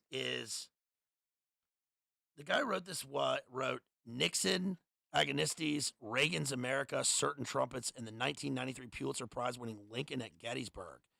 And he wrote this analysis of Shakespearean literature, which is so well done. I can't believe how well done this book is. It's really amazing. But he talks about, let's see, some of the things that are relevant for what we're talking about: necromancy and demonology. This says, let's see, on page 38 and page 39 here. One witch, for instance, has fetched a dead sailor's thumb out of a shipwreck. Since they are pursuing separate labors, what brought all 3 together at this battlefield at the beginning of the play, earlier than their time for meeting Macbeth, what common business might they have here as their familiar spirits interweave their itineraries? No one in Shakespeare's time would have any doubt about the motive. Battlefields were magnets for witches, for the same reason that shipwrecks were, or gallows, or prostitutes' lairs. They were all good places for collecting the most vital ingredients for witches' work: dead body parts, and especially dead bodies outside consecrated ground. All the body parts the witches name in this play: grease from a corpse hanging on the gallows, a whore's murdered newborn, a shipwrecked sailor's thumb, come from bodies either not yet buried or not buried in consecrated ground, or unable to be buried in consecrated ground because unbaptized. The grease from the gibbet is probably the most sinister of these things that they mentioned in their Witches' Sabbath, in their brew. Grease from the gibbet is this. This is disgusting. I mentioned this before, but this is disgusting. So when a man is hanged, not hung, when he's hanged, in terms of the execution, it's the same thing that occurs when Norm Macdonald talks about the worst part of the ERO, of that thing, that depraved thing, is Norm Macdonald says, you are found. That's the worst part of it. Well, the witches loved this because there is a simultaneous life, energy, essence in death. It's one of the great not great, but massive paradoxes in terms of this method of execution. Because when a person is hanged by the rope, all the blood goes elsewhere, and that ends up with a Tom Coombe, which results in the witches gathering the grease, which is a colloquial term, colloquial archaic term for the uh, essence from the dead. So at the moment of there is a true um, um, petit mort. It's actually a grand mort, right? It's a death, a life in death. So they gather this fluid, and that's used to perpetrate. That's used as the catalyst in terms of their spells. The importance of dead bodies was assured by the Bible's treatment of witchcraft. The witch of Endor used Samuel's dead body for prophesying to Saul. A flood of theological exposition came from this source, distinguishing diabolic possession of living bodies from the exploitation of dead bodies. The latter use of bodies was called necromancy, prophecy by way of the dead. This, of course, is the act of which that witches will perform for Macbeth in Act 4. It was an act that Harsnet attributed to the Jesuits, so common was the inevitable linkage, witch equals necromancer. The Jesuits, quote, do cog and coin devils, spirits, and souls departed this life, end quote. Dead bodies had many uses beyond necromancy. King James himself wrote in his treatise Demonology that the devil sends witches to, quote, join dead corpses and to make powders thereof, mixing such other things there amongst as he gives unto them. The devil could also take semen from a dying man and use it in his couplings with witches. Some believed, though James did not, that these couplings produce monsters or wizards. Shakespeare makes Caliban the offspring of a devil and the witch Sycorax.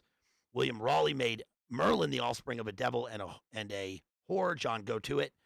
Thomas Middleton made Firestone the devil's child by a witch. In any event, the use of dead bodies for occult purposes was felt to be such a threat to James just 1 year before the powder treason added to the witchcraft. He added to the witchcraft laws a decree of death for those who take up any dead man, woman, or child sent out of his, her, or their grave or any other place where the dead body resteth, or the skin loose, or any other part of any dead person to be employed or used in any manner of witchcraft, sorcery, charm, or enchantment. Thus, it was very timely for Marston in 1606 to describe the hunt for fresh bodies of the dead. These were not just dramatists' imaginings that such foraging through graves occurred. In fact, we know not only from the king's realization that a law was required to stop it, but from the accounts like this one, which describes a night foray by Edward Kelly, the dark associate scryer of John Dee, Queen Elizabeth's astrologer.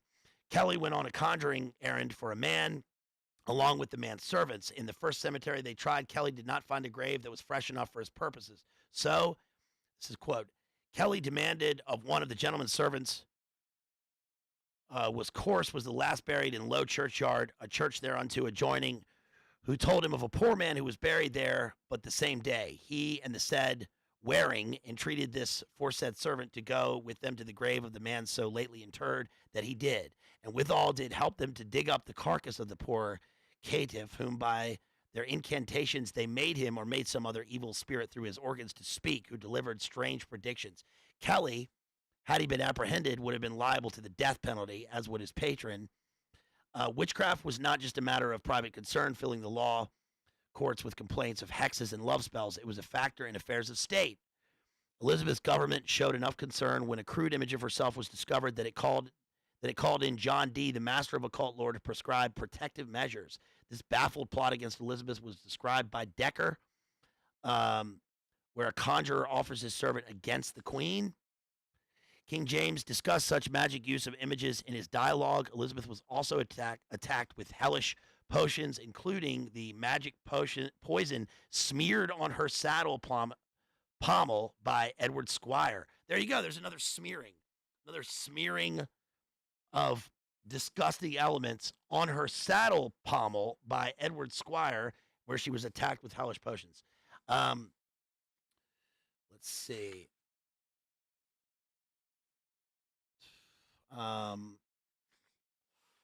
It's about the weird sisters. Macbeth has not given his soul over to the devil until he commits the formal act of witchcraft involved in the participation of the necromantic rites. Let's see. This says, This is page 47 of this book. But bringing in the higher powers to preside over a scene is not unusual in demonic plays. Lucifer and Beelzebub appear, but say nothing when Faustus conjures. Asnith, a protective anagram for Satan, appears in King Henry the Sixth, Part 2, and lower devils run errands for Lucifer, who comes to take the Pope's soul in Barnes's The Devil Charter. In Macbeth, where appeal is made to the art of witches in practice, Hecate, as self-proclaimed mistress of that art, rightly presides. She tells the witches she is the mistress of your charm, come to vindicate, quote, the glory of our art. Her quote, great business working toward a, quote, fatal end will accomplish Macbeth's confusion by way of a security. As for the cheering of Macbeth after the vision of future kings, it should be remembered that the witches did not want to show him that dispiriting vision. Macbeth had used conjuring power to force knowledge out of the devils, the quid pro quo given mortals to their traffic with the lower world. Mephistopheles shows similar reluctance to answer some of Faustus's questions, but must submit. We covered Faustus. We covered Faustus and Dr. Faust by Marlowe. After the vision, and we covered Henry VI. After the blow the vision gives to Macbeth's hopes, seeming to cross the assurances the witches gave willingly, Hecate revives his spirits with the show of her power, which is not his. When Dr. Faustus is disconcerted by the action of his blood in signing the devil's compact, his familiar responds exactly as Hecate does to Macbeth's fear. Mephistopheles says, I'll fetch him somewhat to delight his mind, and brings devils to dance in a pageant before him while robing him in rich apparel. Faustus asks, what means this show? The diabolical machinery of Macbeth has an internal logic related to that of similar witch plays. And that's also why Macbeth says, why do you dress me in borrowed robes? Another thing that occurs is equivocation in these plays. Equivocation. Let's talk about binding real quick. Binding, this is page 60 of this book. Binding is a common description of witches' action. But this bond hinders Macbeth's murderous career. It is a bond on the other side, one competing with evil's powers to hold one committed to an evil course. What competes with the diabolic arrangement? The answer is given by the legal discussion of witchcraft in William West's Symboliography from 1594. These wicked persons, by oath or writing written with their own blood, having betaken themselves to the devil, have forsaken God and broken their covenant made in baptism. This is the greatest bond, the new covenant in baptism that replaced for Christians the old covenant in circumcision. To renounce this is the great renunciation, as Iago knows when he says that Desdemona could get Othello to do anything were it to renounce his baptism. The devil's compact is a parody and cancellation of the rites of baptism. The shedding of blood to form the devil's mark is a mock circumcision. The pact is an anti-baptism certificate. In this baptismal formula, one renounces the devil and all his works. In the devil's pact, one renounces that renunciation. This bond includes one in the Christian community, which Pauline scripture calls the saved soul's bond of peace, Ephesians 4:3, and bond of perfectness, Colossians 3:4. There's even a reference to the white baptismal gown in Macbeth's lament that the great bond still keeps him pale. Some editors have suggested that the terminology of bond makes for a pun at sealing, S-E-A-L-I-N-G, night. Theologians regularly saw a reference to baptism in the Pauline expression, sealed with the Spirit, Ephesians 1:13 and 2 Corinthians 1:22.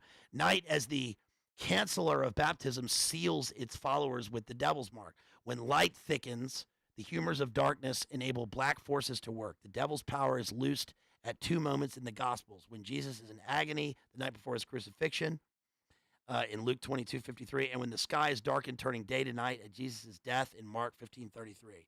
These passages gave the theological warrant for finding diabolic powers roaming free at night of unnaturally darkened days. And that's why, again, Banquo says, the instruments of darkness that betray us in deepest consequence, as I mentioned. Equivocation also plays a role because Macbeth's lies become truths, just as Thomason's truths are interpreted as lies in the film, and why the lies become truths. So everything gets inverted. Hey, you guys, thank you for being here so much. Really appreciate you. I really could use some support out there if you want to support me. I need to get some books. You guys, hit that like button, like and share. Hey, thank you to Jason who just dropped $5 on PayPal. Thank you so much, Jason. Really appreciate you out there. You guys really could use some support. I watched this movie and I read these works so that you don't have to, or so that you will in the future, or so that you can find some sort of deeper resonance with them. Also, you can leave a comment afterwards. I would appreciate that. That helps me with the algorithm. Just write algo. Thanks to everybody for being here. Of course, you can also support by grabbing memberships, but I really, really could use the support. I need to get some books here. It seems like I have enough, but I don't. You can also, of course, sponsor a stream. You can sponsor a stream by hitting me up on PayPal. It's $100 minimum to do a film or a movie or a series of them. I try to do a series of them and fit them into a kind of a context there. And hitting me up on my email at madmaximalism with 2 X's at gmail.com. Madmaximalism with 2 X's at gmail.com.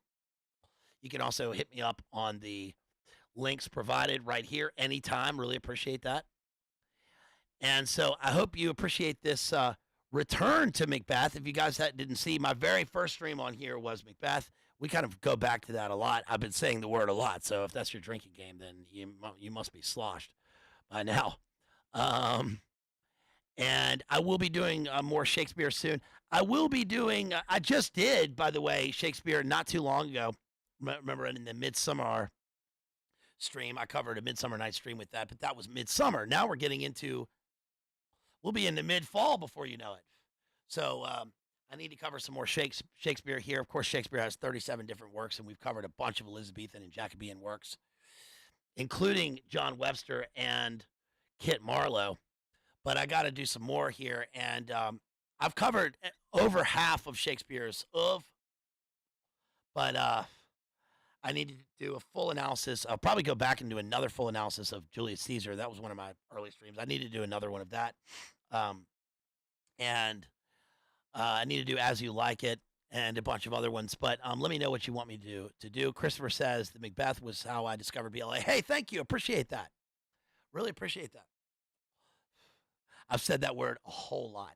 Hope you appreciate this or like this stream on the movie The Witch, the 2015 movie by Robert Eggers.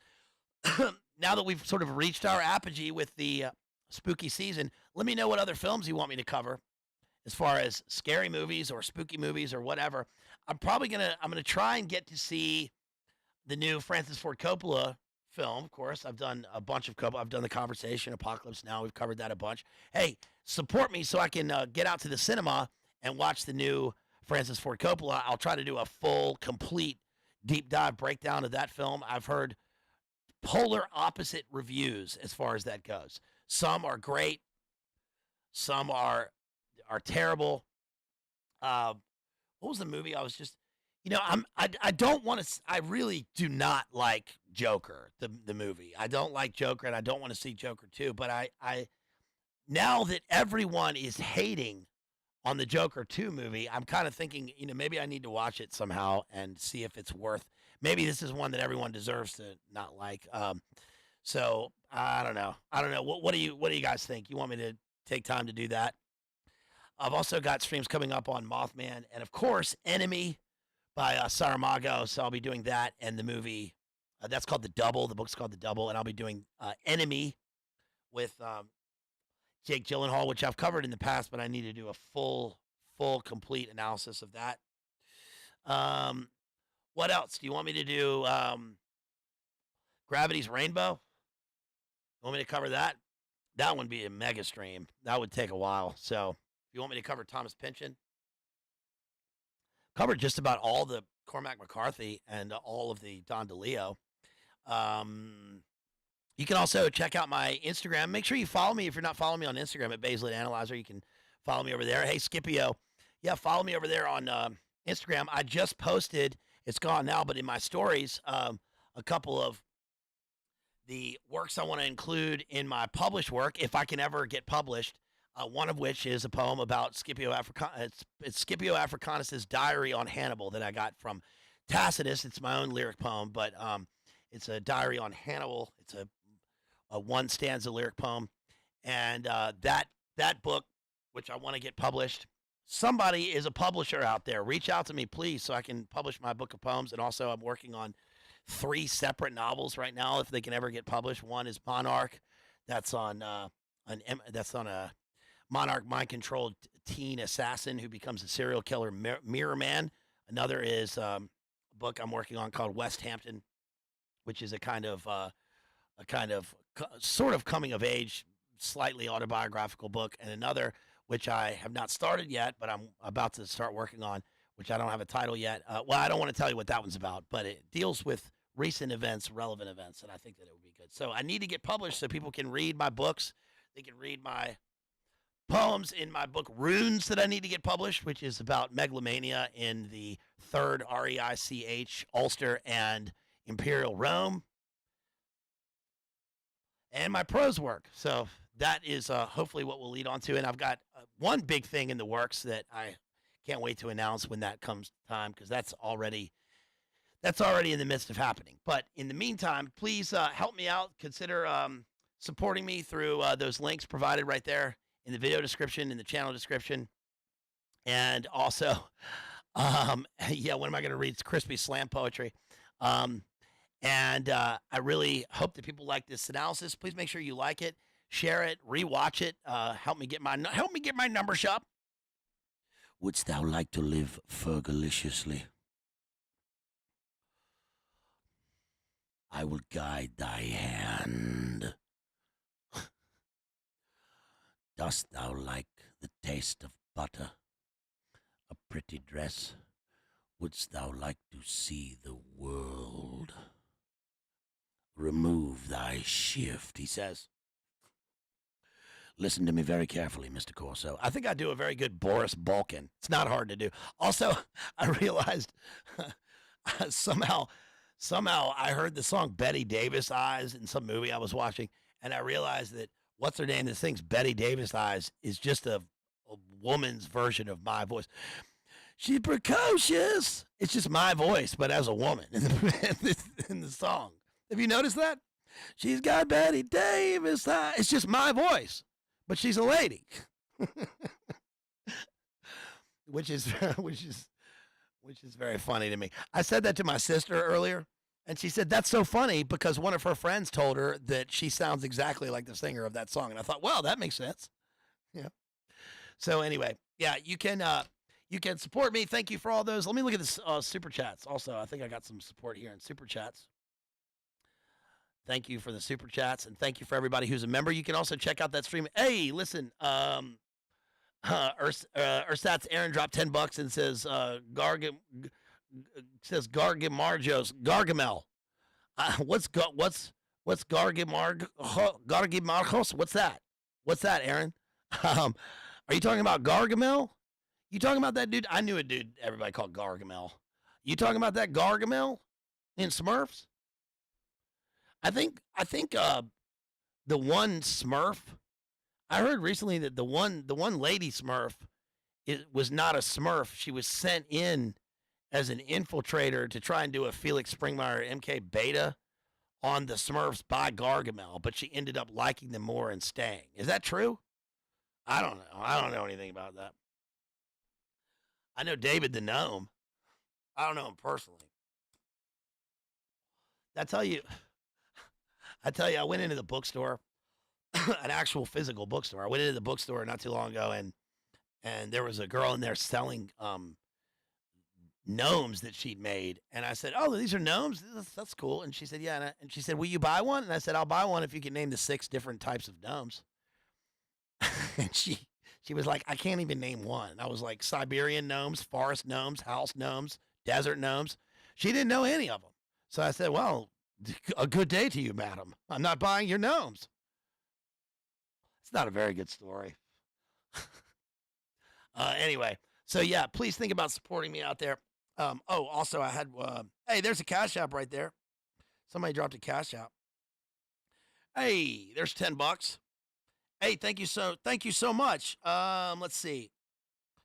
I don't want to dox your name here, but I'm going to say Ash. I'll say Ash. Thank you for that $10 from Ash right there. That's $10 for a small token of appreciation. Hey, that's not a small token. That's a big token. I really appreciate that. $10 is hard to come by. You spend $10 at the dang dollar menu now. So, that's hard to come by. Thank you so much. I really appreciate that. That is very generous, and I really appreciate it. You can also hold on. I got an earlier one that I need to give a shout out to. Hey, Randall dropped $10 on PayPal earlier today after the member stream, so thank you for that. Scipio says, on book 6 of Master and Commander, since your analysis, hey, that's great. That's a great compliment. I really appreciate that. Thank you for letting me know that. That's awesome. I'm glad that you got into those books, and I'm glad that I had some small thing to do with it. You guys can check out my Master and Commander analysis here, or the other one that I did with David Patrick Harry here or at his channel. Shouts out to, big shouts out to David Patrick Harry, Church of the Eternal Logos, who's married. That's our boy. Hey, best wishes to you, sir. God bless. Love David Patrick Harry, one of our good friends out there. Big time supporter. Been really awesome. Good friend of mine. And so really, I do wish you all the best and Godspeed and blessings be upon you and your new wife, Jenny. That's so awesome. I'm really so happy for him. So that's so sweet. I hope you guys are, obviously everybody here is probably already in Church of the Eternal Logos, but really appreciate that. Shouts out to all of our friends out there, especially those affected by this thing, this recent big thing down there in North Carolina, especially Jethro. Shouts out to Jethro and all of our friends down there. Daniel, we just did a stream on that on Maddie's channel, Digital Minefield, over the weekend, so that was fun. So yeah, that's about it, you guys. If you want to support me, if you want to see a sponsored stream, go ahead and sponsor it. All right, now's the time to do it, because I got another week of vacation here, so before I gotta go back, and so now's the time to do that. I can get to it. Also, if you've sponsored one already, I haven't forgotten about you. I got to get to Billy Bob Thornton and Mothman and all Arthurian legends, all kinds of things. So I'll be doing those. Haven't forgotten about you. Yeah, Hurricane. How crazy, Hurricane Milton. The second stream that I did, remember, was on John Milton on Paradise Lost. So these things occur. All right, y'all. That'll do it for us here tonight, I think. If you supported me or you dropped a thing, then I will definitely give you a shout out next time. And hey, let's play us out with let's play us out with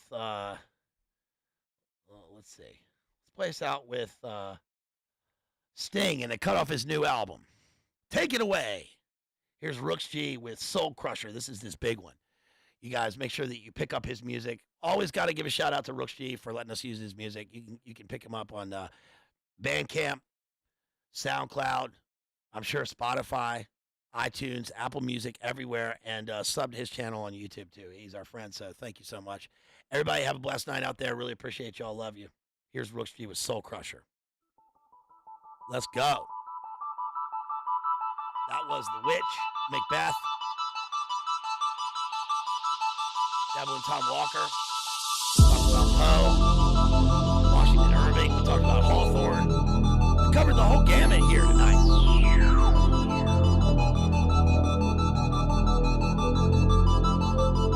Everybody have a great week. Hope everybody has a really great week. Let's go hard into October. Stay positive out there. We're positive posters here.